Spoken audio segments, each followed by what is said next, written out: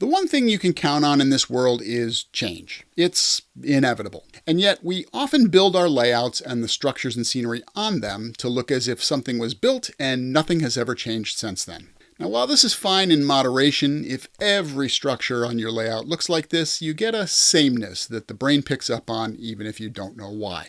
So in this video, we're going to talk about history. Now, before you click off saying, I don't need no stinking history lesson, hear me out. Because in this case, I'm talking about giving your structure a visual history. Hi everybody, I'm Joe Parker of the Pixel Depot, where we give model railroaders the knowledge, tools, and services they need to build a model railroad and the inspiration to do it right now. This is the building we're going to talk about in this video. And as you can see, it's not just your run-of-the-mill structure that I built per the instructions, painted, and slapped on the layout. This building has some more things going on. This is Darlington Electronic Instruments on my small switching layout, the Grunge. I set out to make this structure look like it had been around for a while and had survived through multiple eras and tenants. It's not rail-served, but in my head, it used to be.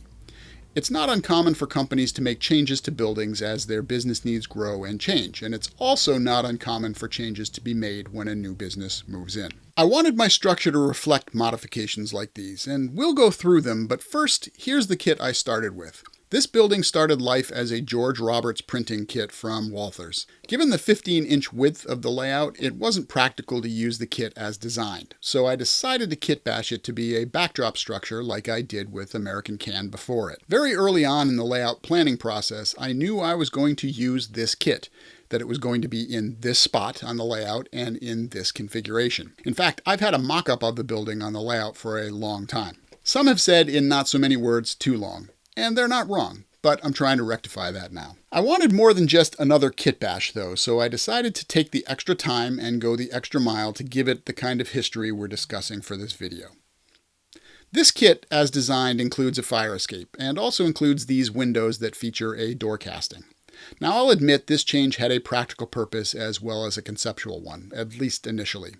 When I first started, my plan was to have this structure butt up against the sign company next door, which would mean there wasn't room for the fire escape. I decided to nix it. In my thinking for this change, I made the assumption that when the company removed the fire escape, they decided to brick up the inner wall on the third floor, so there was no safety issue with leaving the door sealed up. For the model, this was a simple matter of painting the glass for this portion, and this portion only, black. The rest of the windows in the building have a frosted look in case I want to light the structure later. On the second floor, however, they decided to brick up the external area where the door had been and replace the original frame with a window like everywhere else on the structure. To do this on the model, I took a small piece of brick sheet left over from another project, cut it to size, and fit it in the space where the door would have been. I then filled the rest in with another window frame from that kit. I left the brick a different color to show that the work had been done sometime after the building was painted. Apparently on the fourth floor, no one cares and you can just walk out the door to your death. Finally, I put some rust streaks on the building where the metal structure would have once been, again showing that they removed the fire escape sometime after the building was painted. In the end, I left a space between the buildings anyway, but I still like this concept. We'll pretend there's another fire escape on the unmodeled portion of the structure, just so I won't feel guilty if there's ever a miniature fire. Different companies have different shipping needs. In my headcanon for this building, at least one previous tenant had rail service, but the current tenant, being Electronic Instruments, don't get anything in enough bulk to warrant that kind of shipping. As a result, they needed a truck door, and since it was likely that they would need to receive tractor-trailer loads, just modifying the rail door on the side wasn't going to be enough. It wouldn't have left enough scale room. So they decided to cut into the front wall and add a truck door where there had once just been brick.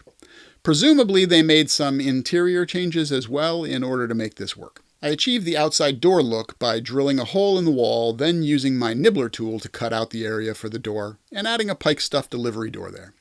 I used some leftover diamond plate bumpers that my brother made for a truck terminal project on my main layout to finish the look. Since they didn't need the rail door anymore, the company decided to brick up that space. Like the fire escape change, this took place after the building was painted, so the bricks and concrete here are quote-unquote unpainted and in their natural colors, although it is weathered to show time and the gritty nature of the alley. That said, for some reason, they left the rail door on the other side of the building in place, so someone at the company didn't think things through completely. Maybe it's fine since it's on the hidden side of the alley? Who knows? For the record, that wasn't a mistake I made. I did that intentionally, though I'm not 100% sure why.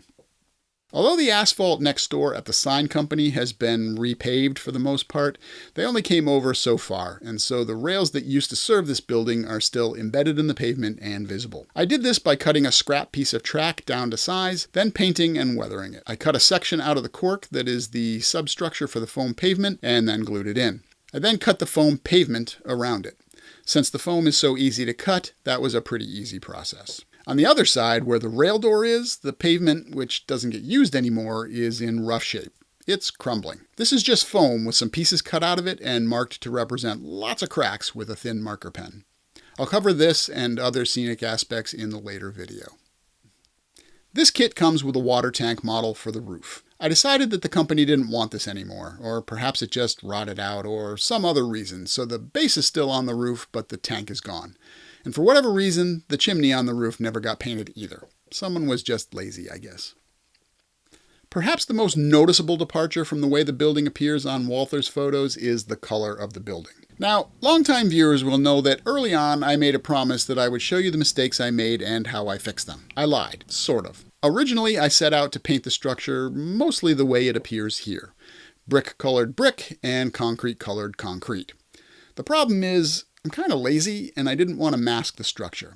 Because with this kind of structure, you either have to paint the brick color, then mask the heck out of it and paint the concrete color over that, or vice versa. I didn't want to do that. In my case, I painted the whole thing a concrete color, and then I thought I could carefully use sponges and fine brushes to paint the brick color on, and just touch up the spots on the concrete. And I started doing that with pitiful results. Toddlers could probably have done better. So I'm not going to show you that process because I'm horrified. And it was coming out so badly that I didn't take any footage on purpose of me trying that before I totally gave up and decided I'd just model the building as one that had been painted completely over at some point. Once I made that decision, and in the spirit of this video, I didn't want to just paint the structure white and call it a day.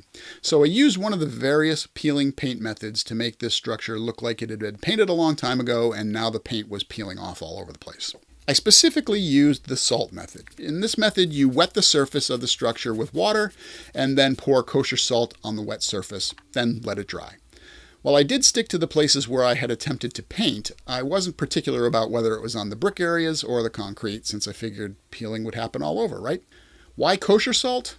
Well, I'm not actually sure, but I think it's because it has larger, less uniform granules. But if there's another reason, let me know in the comments. Once the water had dried, I painted the surface with white spray paint and let that dry for about a day. My plan was to then use my fingers and a stiff brush to rub the visible salt granules off. But I quickly discovered that the salt gets stuck on there pretty well, and, well, it wouldn't come off that easily by rubbing with my fingers. A brush certainly wasn't going to do the trick to take it off.